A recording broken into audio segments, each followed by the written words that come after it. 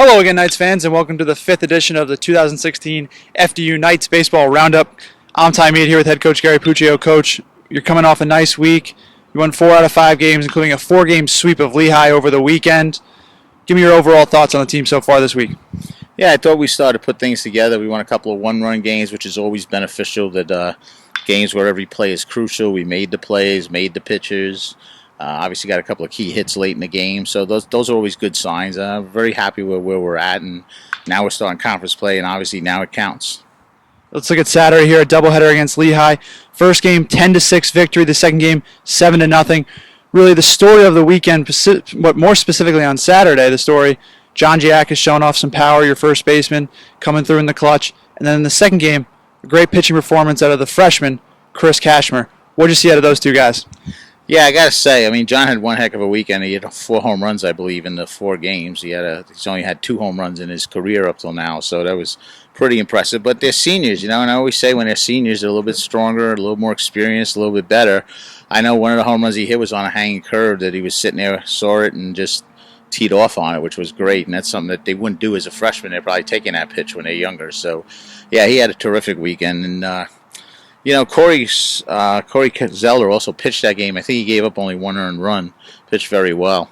So he did a nice job for us. And Chris Kachmar started the second game, pitched a 4-hit shutout. What a great way to begin your college career. And he's had, I think, 2 starts. And he's pitched well in both of them. So, we're looking for good things for him. And he's going to get a start this weekend against Mount for the conference series. And Kachmar's week really started even earlier against St. John's. He pitched an inning and 2/3 of scoreless relief against the Red Storm, a Big East opponent. Finished the week with 8 and 2/3 innings pitched, no runs allowed. Is there something that you're seeing out of him that's really helping him succeed so early on? Well, he came with high credentials. I mean, I'm not going to take any credit for the talent that the kid has. He has tremendous talent. We were very happy when we recruited him that we got him because we thought that he has the potential to be a future ace of the program and a top-of-the-line pitcher, and he's showing that, there's no reason to doubt that. I mean, it's early on, and he's, going to make some mistakes as a young pitcher. But overall, this kid's got a bright future here and is going to be a main part of our rotation. He reminds me of Joe Borelli, too, the way when Joe came in as a freshman with the poise he has. Chris is very, very non-emotional on the mound. He gives you 100%. You can't tell if he's getting hit, not getting hit. You can't tell if he's upset with something. He just gives a steady flow out there and a steady performance. And there's great days ahead for him and Corey and Timmy Quinn, I should mention. Coach, you hinted at it. We'll look ahead to Sunday. Closer games when you went out to Bethlehem, PA to play Lehigh for twice. 5-4 in the first game, 6-5 in the second game. 2 more home runs in the second game by John Giakas. What'd you see out of your team on Sunday? Yeah, the Saturday game was 5-4 in the 3rd inning, and it finished 5-4. It was a great credit for what we did in the bullpen. It was a 7-inning game, but it was a great credit to what we did in the bullpen. Joe Flack came in to get some work. One of the nice situations I have for the first time since I've been here is I got 5 very legit starting pitchers in my mind and only 4 conference games to pitch them in. So someone ends up in the bullpen helping us out of the bullpen. And it was Joe Flack last weekend, and he came in and shut the door and just kept it where it was. And then Ryan Brennan came off. I think Ryan Brennan had 3 saves this weekend, and he did a super job out of bullpen for us too. So, pretty impressive pitching and making plays that counted. That's the key to. I always tell them that we pride ourselves on playing good defense and winning close games, and we did that this weekend. Second game, John came up twice in tie scores, twice hit the ball over the wall. To be honest, I was kind of surprised in the 8th inning that they gave him anything to hit. It was 2 out, nobody on. And he got a pitch to hit over the wall, which was terrific for us, and it gave us a lead, and we padded that lead with a couple extra runs, which we needed to hold on, and I guess we ended up winning 6-5. They scored twice in the bottom of the 9th. But another overall good performance by our pitching, by our defense, and by our hitting, timely hitting.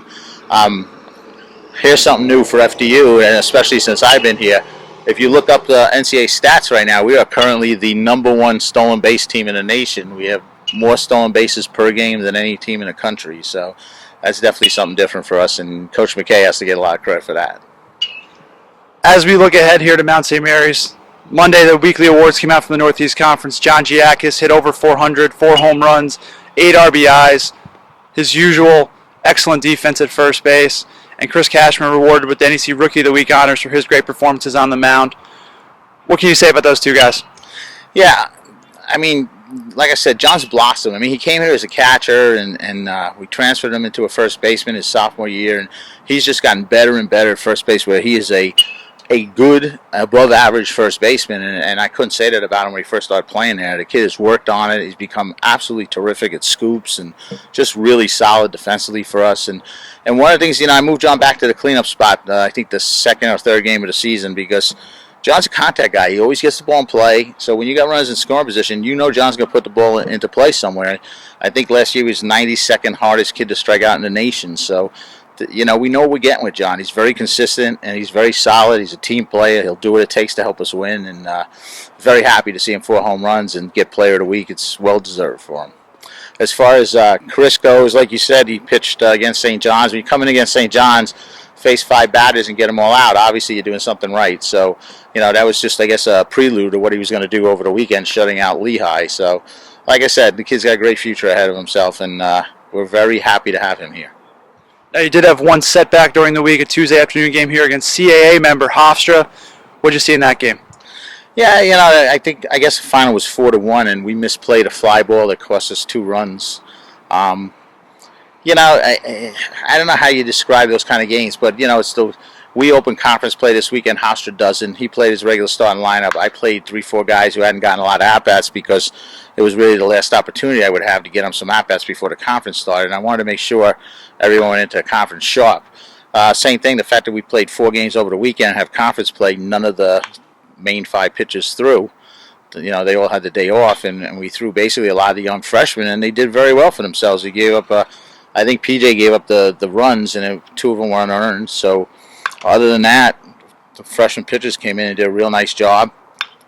I think Joey Sedek's bouncing back off of his St. John's game where he kind of had, I think he faced 8 batters and they all got on base on him. He pitched a shutout inning, and Andrew Teclis made his first appearance, pitched a shutout inning. McLaughlin pitched a shutout inning. We saw a lot of good things, a lot of things that we think these guys are going to help us as time goes on. It's a growing experience, it's a learning curve, but they're getting there. A lot of good stuff. Looking ahead now, Friday doubleheader against Mount St. Mary's and a Saturday doubleheader against Mount St. Mary's as we open conference play, altering the schedule a little bit. But these are the games that really matter for a program in the Northeast. The Northeast Conference games are the ones that count towards your positioning for the conference tournament at the end of the year. What do you expect this weekend? Yeah, I mean, you don't get that large bids in the Northeast. It's very, very rare, and if it happens, it's a St. John's, a Big East school that's going to get it. So the only way we can get anywhere is to win our conference tournament, and to get to the conference tournament, you have to make the playoffs. So that's always our goal at the start of every season, to try and make the playoffs. I think I have a team that's good enough to get there. We got a couple of injuries we're battling right now, and you never know how that affects your season. A couple of key injuries can change your whole year.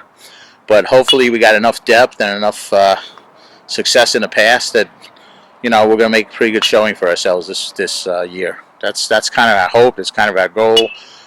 We are playing better right now. We started 1-5, and I think we've been playing much better of late. Even at 6 and 7, 13 games played, other than the St. John's game, every single game was within a run or 2 in the 8th inning. So that says something that we're very competitive, and it's time to start learning how to win. And I think we did that at the Lehigh weekend. So hopefully we'll continue to do that entering league play. Can you give us a brief scouting report on the Mountaineers? Yeah, I tell you what, they're sure not going to come in and let us beat them, because we've knocked them out of playoffs the last 2 years. As you know, last year it came down to us and them, 4-game series, and they had to win 2, we had to win 3 to get in, and we managed to win 3. They won 1 of the games. They're tough. They hit. They're very competitive. Scott does a great job with them, and he's had them on the verge of the playoffs 2 years in a row now. So that they're gonna be itching and hungry for it as well. They did graduate a couple of real good players, especially Andrew Chow behind the plate, who was outstanding. So I look at that as a nice benefit for us, that at least he's not there no more. But we expect them to be tough. We expect them to come out here hungry, and it should be a good series. All right, Coach, thank you very much for joining us. Fans, you can follow all the action on FDUnights.com.